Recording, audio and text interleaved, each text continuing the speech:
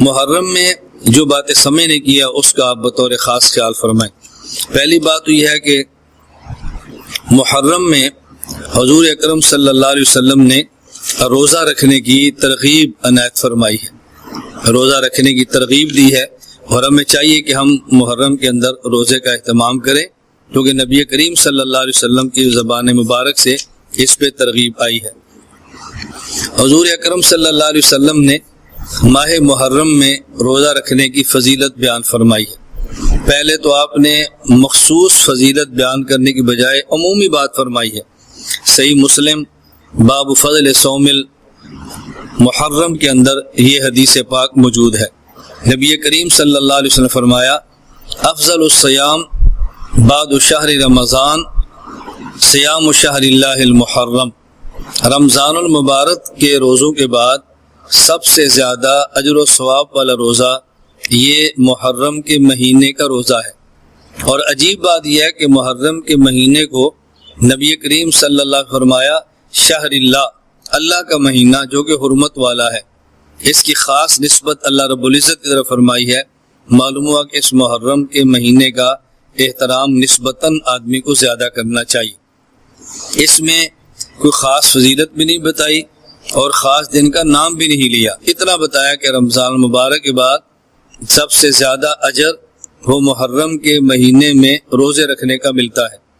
اور ایک حدیث پاک یہ بھی صحیح مسلم میں ہے، اس میں حضور اکرم صلی اللہ علیہ وسلم نے نام لے کر فرمایا کہ کس دن کا روزہ مراد ہے۔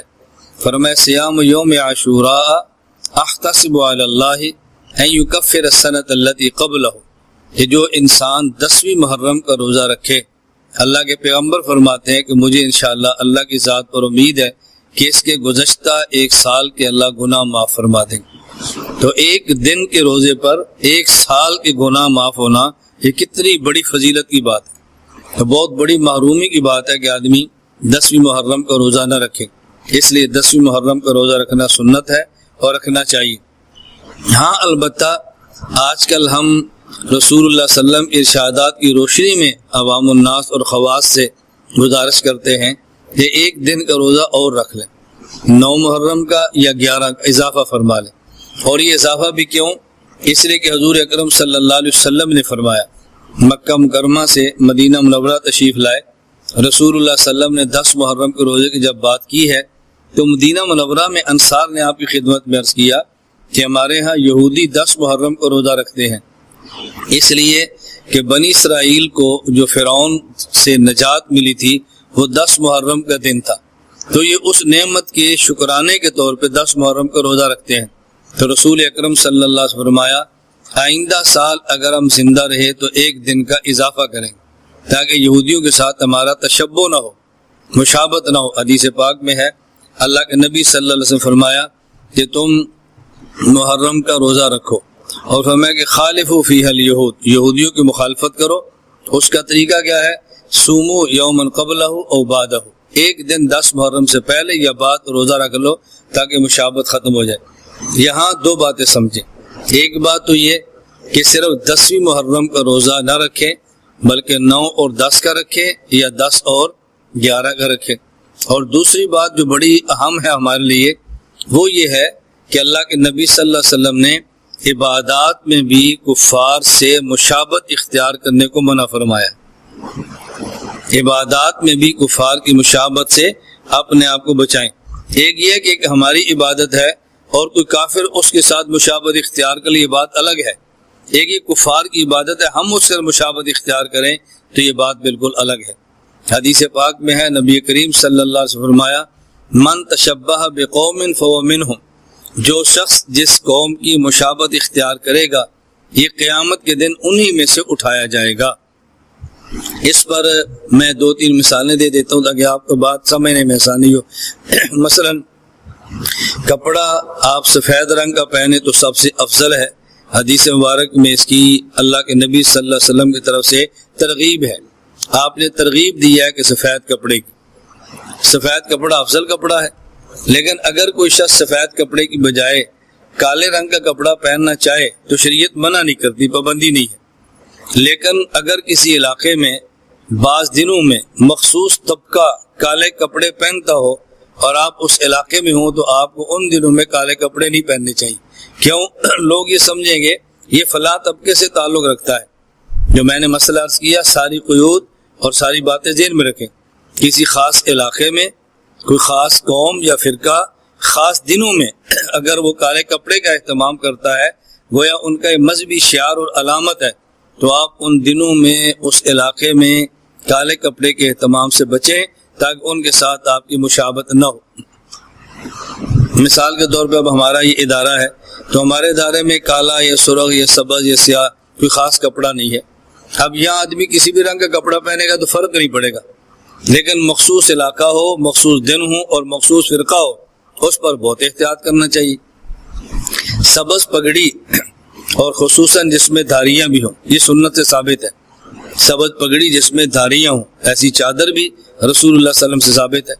خود ہمارے ہاں دارالعلوم دیوبند میں سالانہ جلسے پر فضلاء کے لیے جس پگڑی کا اہتمام کیا جاتا ہے دستار بندی کے طور پہ، وہ سبز رنگ کی پگڑی. ہمارے مشائخ باندھتے بھی تھے. دارالعلوم دیوبند میں اس کا اہتمام ہے سبز رنگ کی پگڑی کا.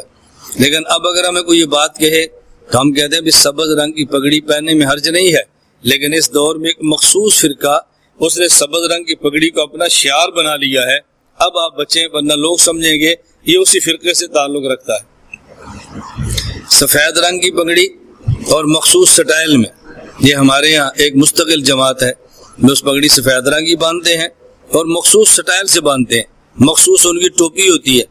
اب اس ٹوپی کو اس سٹائل سے پگڑی باندھنا تو ناجائز نہیں ہے، لیکن ان دنوں میں آپ باندھیں گے تو لوگ سمجھیں کہ شاید یہ بھی اس فرقے سے تعلق رکھتا ہے، لہٰذا اب احتیاط کرنا ضروری ہے. جب شریعت نے ہم ایک مخصوص سٹائل کا پابند نہیں کیا تو ہم اپنے آپ کو مخصوص طرز کا پسند کیسے کر لیں گے؟ یہ مناسب نہیں. میں خصوصاً گزارش کرتا ہوں اپنے ان احباب سے کہ جو دین کا کام کرتے ہیں، ان باتوں کا وہ بہت زیادہ خیال فرمائیں، بلکہ ان کو بہت زیادہ اس پر توجہ دینی چاہیے. بعض کسی خاص شیخ کے مرید ہوں تو ہر مرید کی خواہش ہوتی ہے میں اپنے شیخ کی ٹوپی، شیخ کی پگڑی پہنوں تاکہ دنیا کو پتہ چلے کہ فلاں کا مرید ہے. اگر کسی جماعت سے منسلک ہے، ان کی خواہش ہوتی ہے میں فلاں جماعت والی پگڑی باندھوں تاکہ پتہ چلے فلاں جماعت کا بندہ ہے. تو یہ جماعت، یہ طرز مناسب نہیں ہے. جب حضور اکرم صلی اللہ علیہ وسلم اور صحابہ کرام رضی اللہ عنہم اجمعین نے ان معاملے میں اہتمام نہیں فرمایا تو ہمیں اس کا اہتمام نہیں کرنا چاہیے. ہمارے آپ دیکھ لیں، طلباء کو دیکھ لیں، ہمارا اپنا ہے، کبھی پگڑی باندھتے ہیں، کبھی ٹوپی پہنی ہوتی ہے، کبھی خانقاہی ٹوپی ہوتی ہے، کبھی دوسری ٹوپی ہوتی ہے، صرف اس وجہ سے کہ کسی کے ذہن میں یہ بیٹھ نہ جائے. یہ اس دور میں آپ محسوس نہ فرمائیں. ایک بہت بڑا یعنی طرز عمل ہمارے یہاں یہ مستقل چلتا ہے کہ ہر شخص کی خواہش ہوتی ہے کہ میری پگڑی، میری ٹوپی اور میرا لباس ہو. وہ کسی ملک میں پتہ چلتا ہے یہ فلاں جماعت سے ہے، فلاں کا مرید ہے، فلاں سے اس کا تعلق ہے، اس سے لوگ خوش ہوتے ہیں، فلاں کے بڑے تعلق والے بہت ہیں. اللہ رب العزت کا بے حد کرم اور فضل ہے کہ پاکستان میں نہیں پوری دنیا میں ہم سے منسلک مریدین کا بہت بڑا حلقہ ہے. اور بہت بڑا حلقہ نظر کیوں نہیں آتا؟ میں ان کو مخصوص پگڑی اور مخصوص ٹوپی میں نہیں رکھتا.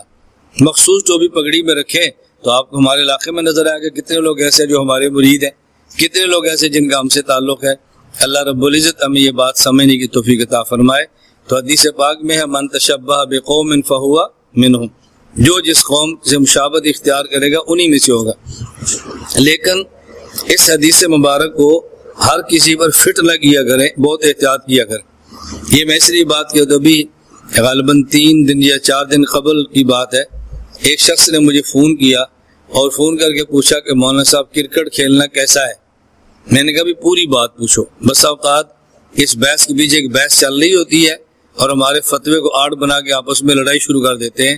اس لیے ہم مجمل اور مبہم بات پہ فتویٰ نہیں دیتے. پوری بات پوچھو جو تم کیا پوچھنا چاہتے ہو. اس نے کہا جی ہمارے علاقے میں ایک شخص ہے تو وہی کہتا ہے کرکٹ کھیلنا حرام ہے، اور دلیل اس نے کیا دی ہے؟ یہ من تشبہ بقوم فہو منہم کے اندر آتا ہے کفار کی مشابہت علیحدہ جائز نہیں ہے. میں نے کبھی پہلے اس حدیث کا معنی سمجھے پھر حلال حرام کی بات کریں نا. معنی اس کا کیا ہے؟ یہ جو کسی کفار کا شعار ہو، کافر قوم کی خاص علامت ہو، اگر آپ اس شعار کو اختیار کریں تو پھر ان میں شمار ہوگا. تو کرکٹ کفار کا شعار تو نہیں ہے کہ ہر جو بھی کافر اس کے کرکٹ کھولنا ضروری ہے یا فلاں شہری کے لیے اس گیم کو سیکھنا ضروری ہے. یہ تو شعار ہے ہی نہیں. اس لیے آپ وقت کے اعتبار سے دیکھیں، اگر کرکٹ کھیلنے میں آپ کی نماز ضائع ہوتی ہے تو پھر کرکٹ کا کیا قصور ہے؟ ہاکی بھی حرام ہے، فٹ بال بھی حرام ہے، والی بال بھی حرام ہے اگر اس سے نماز ضائع ہو رہی ہے، اگر اس کی وجہ سے روزہ آپ کا ضائع ہو رہا ہے، اس کی وجہ سے عبادات متاثر ہو رہی ہیں تو حرام ہے۔ اس میں اکیلے کرکٹ کا قصور نہیں ہے، ساری کھیلیں اس میں داخل ہیں۔ اور اگر حقوق العباد بھی ضائع نہ ہو اور حقوق اللہ بھی ضائع نہ ہو تو پھر کسی بھی کھیل کا کھیلنا جائز ہے، اس میں حرج کی کوئی بات نہیں ہے۔ تو اپنی طرف سے نہ تو تنگ نظری پیدا کیا کریں اور نہ ہی اپنی طرف سے وسعت پیدا کیا کریں، جتنی شریعت وسعت دے اسے قبول فرما لیں اور جتنی تنگی رکھے اسے قبول فرما لیں۔ کیونکہ ہمارے یہاں دو قسم کے ذہن چلتے ہیں، ایک ہمارے یہاں ذہن یہ ہے کہ شریعت میں تکلیف نہیں ہے، شریعت میں حرج نہیں ہے، شریعت میں آسانیاں ہیں، تو اتنا آسانیوں کا دروازہ کھول دیں کہ شریعت کا حلیہ بگڑ جاتا ہے۔ اور بعض لوگ اتنی تنگی کرتے ہیں کہ نہیں جی ہم پابند ہیں اور فلاں مسئلہ شریعت کا یوں ہے، فلاں یوں ہے، فلاں یوں ہے، وہ اتنی پابندی کرتے ہیں کہ اس سے نکلنا مشکل ہو جاتا ہے۔ تو میں اس لیے گزارش کرتا ہوں کہ شریعت پر عمل کرنا آسان ہے، مشکل نہیں ہے، یہ ہے شریعت کے آسان ہونے کا معنی۔ جب ہم کہتے ہیں شریعت آسان ہے تو اس کا معنی کیا ہے کہ شریعت پر عمل کرنا آسان ہے، اس کا معنی یہ نہیں ہے کہ شریعت کے حکام واقعتاً بہت آسان ہے۔ مشکل ہے تبھی تو اس پر جنت ہے، مشکل ہے تبھی تو مجاہدہ ہے، مشکل ہے تبھی تو اس کے اوپر اللہ قبر کے عذاب سے بچاتے ہیں۔ اور اگر عمل کرنا اس میں کوئی شک نہیں آسان ہے، لیکن ابتدائی طور پہ تھوڑی دقت ہوتی ہے، تکلیف ہوتی ہے، آدمی کا جب مزاج بن جاتا ہے تو پھر شریعت پہ عمل کرنا مشکل نہیں رہتا۔ اس کا ہم بطور خاص خیال کریں تو میں نے عرض کیا نمبر 1 محرم کے مہینے میں 9، 10 یا 10 اور 11 کو عبادت، روزہ رکھنا عبادت ہے۔ دوسری بات میں نے عرض کی ہے ان دنوں میں مخصوص لباس پہننا، یہ مسئلہ ذہن میں رکھیں۔